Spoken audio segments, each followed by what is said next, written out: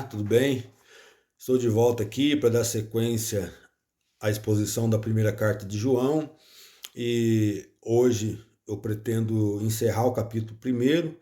A gente já teve aí dois vídeos, né, a respeito da carta de João e hoje a gente vai comentar aqui do verso 5 ao verso 10. Então pegue a sua Bíblia, você que puder e você que não tiver agora podendo aí pegar a sua Bíblia, acompanhe aí também essa exposição. 1 de João, capítulo 1, do verso 5 ao 10. Eu vou fazer a leitura aqui. Diz assim: E esta é a mensagem que dele ouvimos, e vos anunciamos que Deus é luz, e não há nele treva nenhuma. Se dissermos que temos comunhão com ele, e andarmos em trevas, mentimos, e não praticamos a verdade. Mas se andarmos na luz, como ele na luz está, temos comunhão uns com os outros. E o sangue de Jesus Cristo, seu Filho, nos purifica de todo pecado. Se dissermos que temos comunhão, se dissermos que não temos pecado, enganamo-nos a nós mesmos e não há verdade em nós. Se confessarmos os nossos pecados, ele é fiel e justo para nos perdoar os pecados e nos purificar de toda a injustiça. Se dissermos que não pecamos, fazemo-lo mentiroso e a sua palavra não está em nós. Então, eu acabei de fazer a leitura aqui e só recapitulando o que a gente já viu, a gente viu um vídeo que foi o primeiro, uma introdução, onde eu falei do propósito de João principal da carta, que era defender a igreja do gnosticismo, que era uma heresia que começou a se formar no primeiro século, se fortaleceu muito no segundo século e no final do terceiro século ela acabou, não digo sumindo, né, mas ela acabou perdendo a sua força devido a outras heresias que tiveram outras ênfases. Mas depois a gente falou sobre, no outro vídeo, a introdução da carta, que é do verso 1 ao verso 4, onde João escreve que os apóstolos tiveram o privilégio de ver Jesus ali, né, o Verbo encarnado, e eles tocaram em Jesus, eles viram Jesus, caminharam com ele, então dizendo que, olha, a comunhão é com o Pai e com o Filho, né, falando que Deus, ele se manifestou, né, a manifestação de Deus, ao contrário do que os gnósticos ensinavam, que é impossível alguém que possui matéria, né, um corpo de matéria, vive em um mundo material, possa ter comunhão com o Deus Supremo. Então João, ele mostra aí que o gnosticismo estava equivocado quando adotavam a teoria do deísmo, né? Eu expliquei para vocês lá no primeiro vídeo o que é o deísmo. Então, se você tiver dificuldade de entender alguma coisa, volta lá, você que não assistiu o primeiro vídeo, que lá está tudo explicadinho, não é? A respeito do gnosticismo. Então, do verso 1 ao verso 4, João fala da manifestação do verbo, né, de Jesus, dizendo, olha, aquele que era desde o princípio, nós vimos ele, nós tocamos nele, a nossa comunhão é com o Pai e com o Filho. E aquilo que os apóstolos escreveu, os escritos dos apóstolos, é mostrando que Deus quer ter comunhão com o homem. Mas agora, do verso 5 ao verso 10, o que João está dizendo? Ele está dizendo agora como o ser humano pode ter comunhão com Deus. Como é possível a gente desfrutar dessa comunhão com Deus, né? Então a gente já leu aí, já fez a leitura do verso 5 ao verso 10.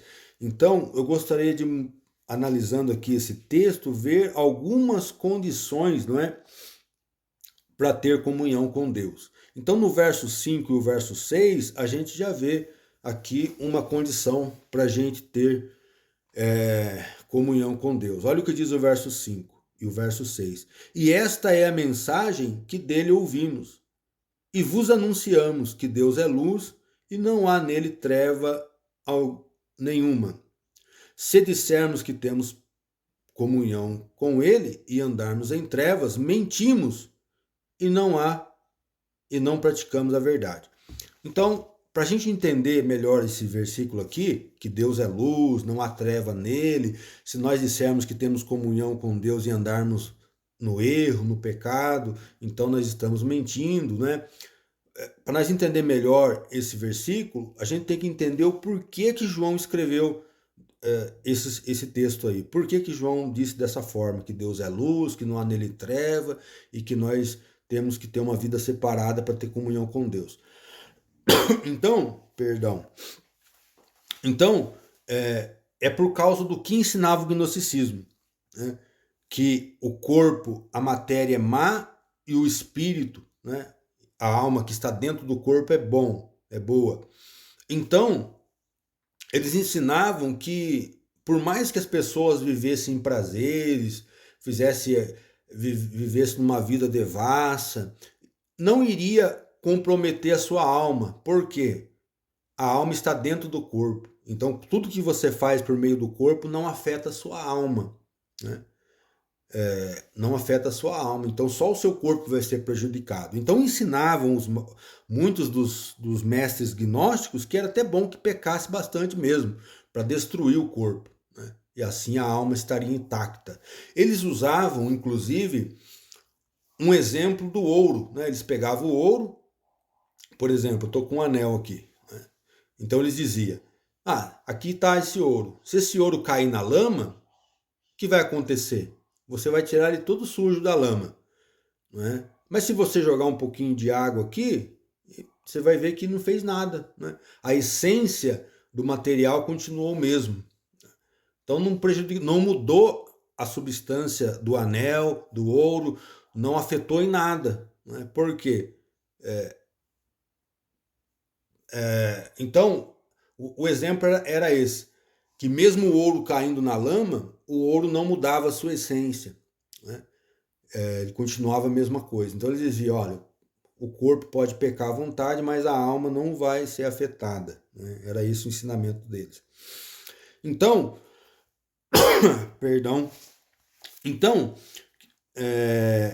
aqui, no primeiro ponto aqui, para a gente ter comunhão com Deus, é viver uma vida separada, uma vida de santificação, uma vida santa. E quando eu digo vida santa, não é uma vida de perfeição, mas é buscando a perfeição, né? Não é uma vida perfeita, mas é uma vida separada, né, do mundo. Acho que essa palavra seria melhor. E quando João ele diz aqui, olha, e Deus é luz, ele começa dizendo aí no verso 5, e esta é a mensagem. Vamos começar, antes de falar da luz, vamos falar aqui do início do versículo, verso 5. E esta é a mensagem. Queridos, olha, aqui, nesse início de frase, não aparece a ênfase que aparece no texto original, no texto grego. E esta é a mensagem. Eu vou tentar explicar um pouquinho aqui para vocês a respeito dessa ênfase. A ênfase aqui está na mensagem, porque a ordem das palavras no grego, você usa ela diferente do português, e conforme você altera a ordem das palavras no grego, você altera a ênfase, né? Então aqui João ele escreve com o propósito de dar ênfase na mensagem. Então, no texto grego, a tradução está assim, ó. E esta é a mensagem. No texto grego está assim, kai estin re angelia. Kai estin re angelia. Eu vou explicar para vocês. Kai é uma conjunção que significa e. Estin é o verbo ser, o verbo de ligação no grego, que é. Então, haute é o pronome demonstrativo, que é esta. E re é o artigo feminino, né, no singular, que é a. Você traduz por a. E angelia é mensagem. É daí que é da mesma raiz de angelos, que é anjo, que é mensageiro. Então, fica assim, kai estin haute re angelia. Então, quando o estin, que é o verbo, ele vem depois da conjunção e antes do pronome demonstrativo, ele está dando ênfase na mensagem. Porque se estivesse ao contrário, se ele não quisesse dar ênfase, estaria assim, kai, haute, estin, re, angelia. Ou seja, o estin veria depois do pronome demonstrativo. Né? Eu acho que fica um pouquinho confuso, principalmente para quem ainda não teve contato com as línguas originais, mas o que eu quero enfatizar aqui para vocês é que João, ele dá ênfase na mensagem. Então, quando ele diz, e esta é a mensagem, a forma que é construído a frase no grego, ele dá a ênfase na mensagem. Ou seja, ele está dizendo o seguinte, essa mensagem ela é atemporal, esta mensagem, ela não foi criada pelos apóstolos, mas esta mensagem ela foi recebida e ela é transmitida do jeito que ela foi recebida. Então a ênfase aqui está na mensagem. Né? E esta é a mensagem que dele ouvimos e vos anunciamos que Deus é luz. E aí ele diz, olha, ele resume a mensagem, né? Jesus ensinou muitas coisas, mas ele diz, olha, Deus é luz, esta é a mensagem, Deus é luz. E por que ele usa essa palavra luz? É a palavra phos no grego, né? Ou phos no grego. Essa palavra ela aparece 72 vezes no Novo Testamento. É um substantivo, ela chama phos ou phos. É traduzido por luz. E aparece 72 vezes no Novo Testamento. Né? Cerca de, né? Mais ou menos, mas provavelmente seria 72 vezes. E João ele gosta de usar essa palavra, né? Essa palavra luz. Então, nos escritos joaninos, nos evangelhos e nas cartas, aparece 33 vezes. Ou seja, de 72 vezes que aparece em todo o Novo Testamento, cerca de 33 aparece nos escritos de João. Né? Ou seja, uns 45% mais ou menos aí. Então, um percentual bem grande, né? Que aparece. Desculpa. Então, queridos, olha, nós vemos aqui João dizendo, ó, e esta é a mensagem, né, dando ênfase na mensagem que ouvimos dele, que Deus é luz, que Deus é luz. E não há nele trevas nenhuma. Um outro detalhe também é o contraste que João sempre vai usar. Ele usa os antônimos, né, as palavras contrárias. Então ele sempre vai usar luz e trevas, como a gente viu aí. João sempre vai usar, principalmente nas cartas, filhos de Deus e filhos do diabo. Ele sempre vai usar verdade e mentira, justiça e injustiça, vida e morte, verdade e mentira. Então João ele sempre usa esse joguinho de palavras aí para enfatizar a verdade, né? Para ir contra mesmo as ideias do gnosticismo. Então a primeira ponto aí, não é a primeira condição para a gente ter essa comunhão com Deus, que é apresentado do verso 1 ao verso 4, que João começa a enfatizar, a primeira condição para a gente participar dessa comunhão com Deus é viver uma vida separada, né? Uma vida de santificação. Por quê? Porque Deus é luz. Né? E João começa dizendo que Deus é luz. Né? E é interessante porque você olha num vidro de um carro, você sempre vê um adesivo, né? Deus é amor. Você olha numa frase de camiseta, Deus é amor. Então você sempre vê Deus é amor, Deus é amor. Isso não é mentira, isso é verdade. Né? Mas só que Deus é luz, né, também. E a gente nunca. É difícil a gente ver uma frase, né, Deus é luz. Né? É difícil a gente ver uma frase assim. Por quê? Porque quando a gente fala que Deus é amor e a gente isola essa verdade, então você entende que como Deus é amor, tudo cabe na sua vida com Deus, na sua forma de cristianismo, na sua forma de viver. Porque já que Deus é amor, então ele é perdão, ele é bonzinho, ele é salvador, porque ele não faz mal para ninguém, e Deus não julga ninguém, e Deus por aí vai, não é? Mas só que João, antes, ele vai falar também que Deus é amor aqui na carta, mas primeiro ele diz que Deus é luz. E a luz, a figura da luz é uma figura de linguagem, mas ela mostra, a luz ela tem, qual a função da luz? Iluminar. Então Deus vê todas as coisas, Deus enxerga o nosso erro, o nosso defeito, Deus, ele vê todas as coisas. Luz dá uma ideia de clareza, dá uma ideia de purificação, ao contrário de trevas, né? Quem anda em trevas anda na escuridão. Então aí já começa a nos chamar para uma responsabilidade maior do que a gente isolar uma verdade bíblica em detrimento da outra. Então Deus é amor, mas é justiça também, né? Então esse é o contraste aí de João. Perdão. Então, essa foi a nossa primeira verdade aí. A primeira condição aí para a gente ter comunhão com Deus é viver uma vida de santificação, né? Porque os gnósticos, eles enfatizavam o seguinte: olha, o espírito é bom, então tudo que a gente fizer por meio do corpo não vai interferir. Então João começa exortando, né? Deus é luz, então a gente não pode andar em trevas se a gente tiver comunhão com Deus.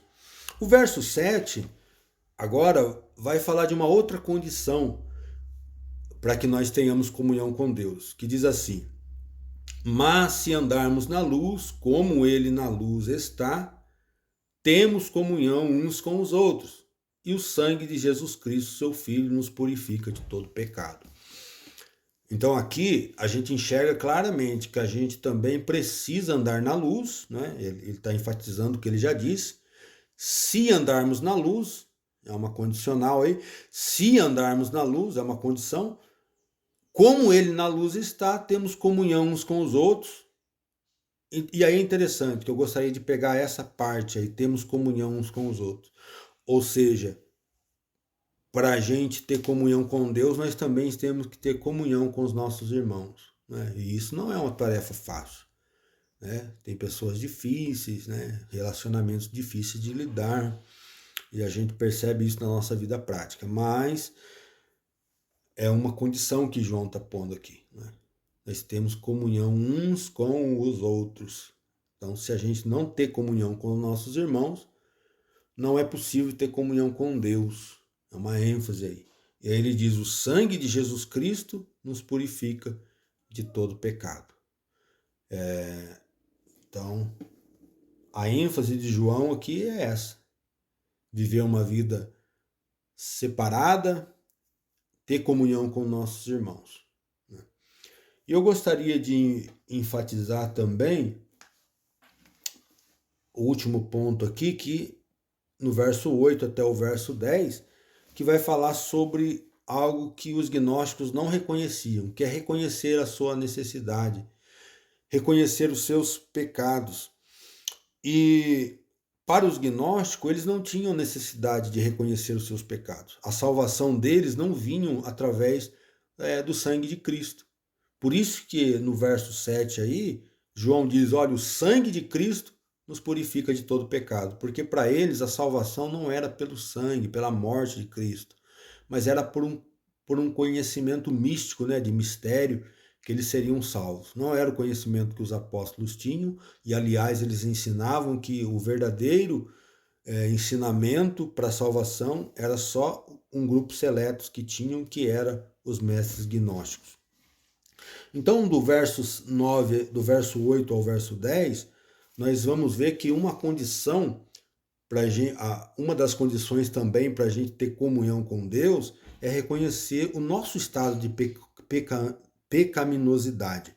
Olha o que diz aí o texto: se dissermos que não temos pecado, enganamo-nos a nós mesmos. Não há verdade em nós. Se confessarmos os nossos pecados, ele é fiel e justo para nos perdoar os pecados e nos purificar de toda a injustiça. Se dissermos que não pecamos, fazemo-lo mentiroso, e a sua palavra não está em nós. Então, a terceira condição aqui para a gente ter comunhão com Deus é reconhecer a nossa pecaminosidade, né? Reconhecer a nossa pecaminosidade. E o versículo começa dizendo o seguinte, ó: se dissermos, o verso 8, se dissermos que não temos pecado, enganamos a nós mesmos, e não há verdade em nós. Então os gnósticos diziam que não tinham pecado, porque era só o corpo que era comprometido, a alma não. Então, João está dizendo, olha, vocês são mentirosos, a verdade não está em vocês. É isso que ele está querendo dizer. E o verso 9 diz assim, se confessarmos os nossos pecados. Essa palavrinha aqui que foi traduzida por confessarmos é a palavra homologel no grego, que vem da palavra homologar no português, né? Se confessarmos. Então lá no grego está homologel. Homologel que vem da palavra homologar. O que é homologar no português? É concordar, né? Quando um juiz ou quando você vai fazer algum ato jurídico, precisa fazer uma homologação. O que é uma homologação? É quando entra em um acordo e um concorda com o outro, então o juiz pode assinar, pode bater o martelo, né, como se diz aí, entre aspas. Isso é uma homologação, né? Quando vai ser a sua homologação? Você sai de uma empresa, sai de uma firma e às vezes tem a parte da homologação, né? Você vai homologar. Ou até mesmo num ato jurídico, num processo, né? Então vai ter o juiz vai homologar. Então a palavra que aparece aí, se confessarmos, vem da palavra homologar, né? O verbo, a palavra lá no texto original tá homologel, lá em 1 João 1 e 9. Então significa o quê? Concordar da mesma forma. Ou seja, o que João está querendo dizer? Se nós concordarmos com Deus, porque Deus afirma que nós somos pecadores. A Bíblia diz que Deus olhou e não viu nenhum justo. A Bíblia diz que Deus disse assim, ó, todos pecaram e todos estão destituídos da glória de Deus. A Bíblia vai dizer assim, por um homem entrou o pecado no mundo e assim a morte passou a todos os homens, por isso que todos pecaram. Então, quando nós concordamos com Deus, que nós somos pecaminosos, igual a parábola lá do fariseu e o publicano, né? O fariseu, ele dizia, eu jejuo 2 vezes na semana, eu dou as minhas esmolas, eu não sou como esse publicano. Então, o que ele estava querendo dizer com aquilo? Que ele não tinha pecado, que ele estava justificado, que ele não era uma pessoa que tinha tendências para o erro. Então, ele estava se vangloriando. Mas o que fez o publicano? Ele batia no peito, né, como sinal de lamentação. Toda vez que aparece bater nos peitos na Bíblia, é um sinal de lamentação, né? Quando Jesus estava sendo crucificado, as mulheres choravam e batiam nos peitos, né? Era um sinal de lamentação. O próprio soldado lá, quando Jesus morreu e houve aquele terremoto, aí o centurião batia no peito e dizia, verdadeiramente esse homem era o Filho de Deus. Então, era um costume da época. Então, o fariseu, o publicano, ele batendo nos peitos com sinal de lamentação, dizendo, eu tenho misericórdia de mim, que sou pecador. Então, quando ele estava fazendo isso, ele estava confessando os seus pecados. É o verbo que aparece aqui no grego, homologel, ou seja, o publicano, ele estava fazendo o quê? Uma homologação, né? Vamos dizer assim. Ele estava concordando com a verdade de Deus que ele era pecaminoso, né? Então o que João está dizendo aqui? Se confessarmos. Então quando você vê essa palavrinha lá no texto grego, homologel, e você entende que ela quer dizer concordar com a mesma coisa, é que João está querendo dizer. Se nós concordarmos com Deus, que nós somos dependentes dele, que nós somos pecadores e que nós precisamos da graça dele, aí o versículo diz o seguinte, ele é fiel e justo para nos perdoar. Então esse verso 9 aqui, a gente pode dividir ele em 3 partes. A primeira parte do verso 9 é a condição, a segunda a segurança e a terceira o cumprimento. Então, primeira condição, se confessarmos. Aí o C aí é um condicional mesmo, né? Se confessarmos. Então, se confessarmos é a condição, né? se confessarmos os nossos pecados. Aí vem a segurança. Ele é fiel e justo para nos perdoar. Então, se confessarmos, a condição, se você confessar, ele é fiel e justo para perdoar. E se você não confessar, aí você não tem perdão. Se você não confessar, se você ficar igual os gnósticos dizendo eu não tenho pecado, eu não preciso de arrependimento, eu não preciso de Deus, eu não preciso de me santificar, então aí você vai ficar fora dos planos de Deus. Então, por isso que é condição primeiro no verso 9 aí, ó. Se confessarmos, né?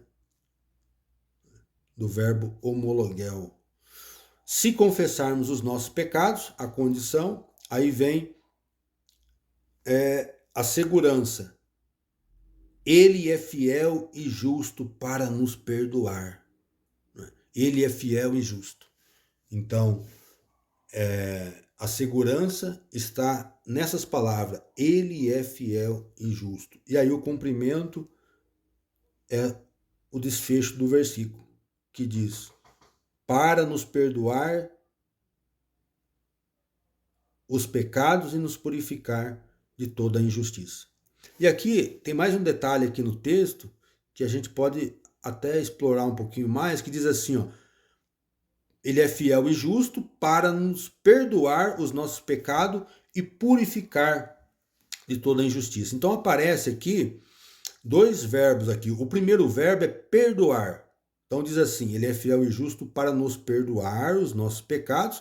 E aí vem o segundo verbo, que é o purificar de toda a injustiça.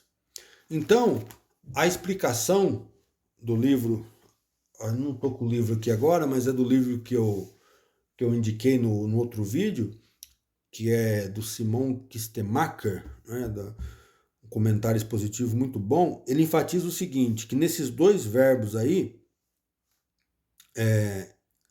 ele é fiel e justo para nos perdoar. Então esse perdoar, ele tem um sentido jurídico, né, de absolver da culpa, de retirar a culpa, o sentido jurídico da palavra. Aí vem o segundo verbo. Então, o primeiro verbo é fiel e justo para nos perdoar. Aqui o perdoar é o sentido jurídico, os pecados e nos purificar. Então você perdoado e depois purificar. Purificar é um termo que fala de você ter uma vida santificada, você iniciar no processo da santificação.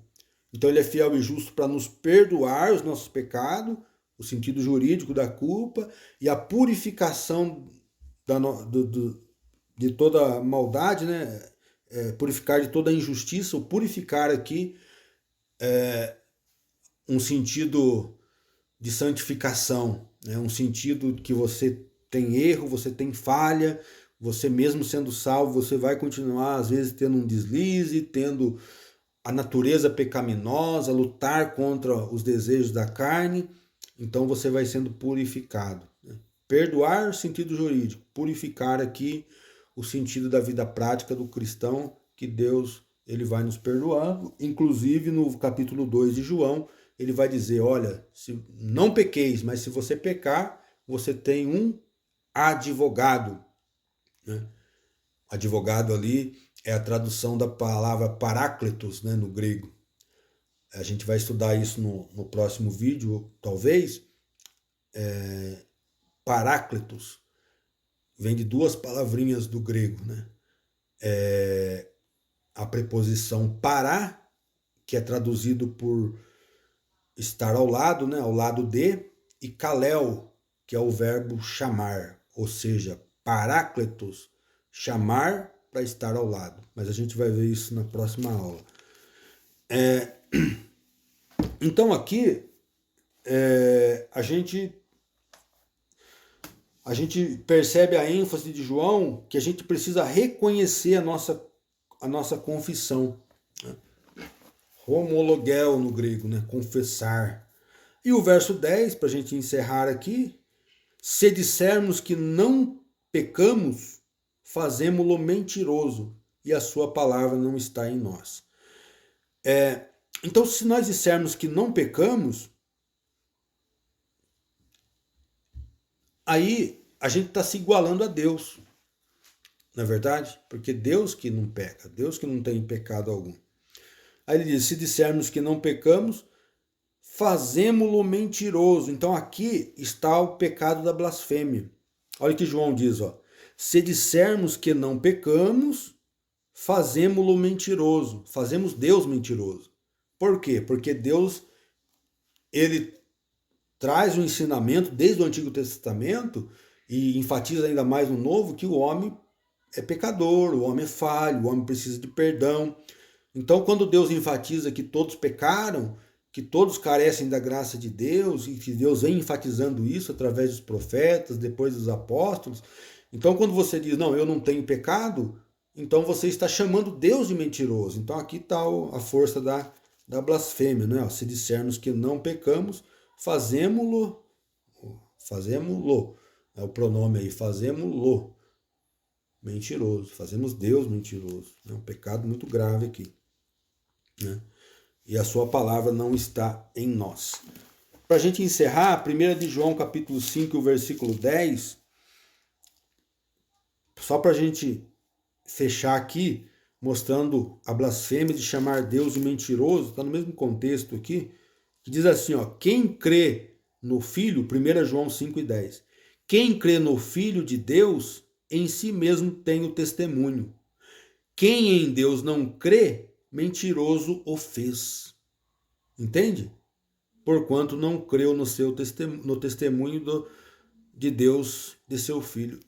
Então olha aqui, eu vou ler de novo com mais calma, 1 de João 5:10. Quem crê no Filho de Deus, em si mesmo tem o testemunho. Então quem crê no Filho de Deus, tem o testemunho. Quem em Deus não crê, mentiroso o fez. Entende? Faz Deus de mentiroso. Porquanto não creu no testemunho que Deus de seu Filho deu. Então, encerramos aqui o primeiro capítulo de João, da carta de João, né? Tem muita coisa ainda para a gente aprender. Mas aqui a gente viu algumas condições para a gente andar com Deus, né? Para a gente ter comunhão com Deus. Viver uma vida separada, né? Uma vida santificada, ter comunhão com os nossos irmãos e reconhecer a nossa pecaminosidade.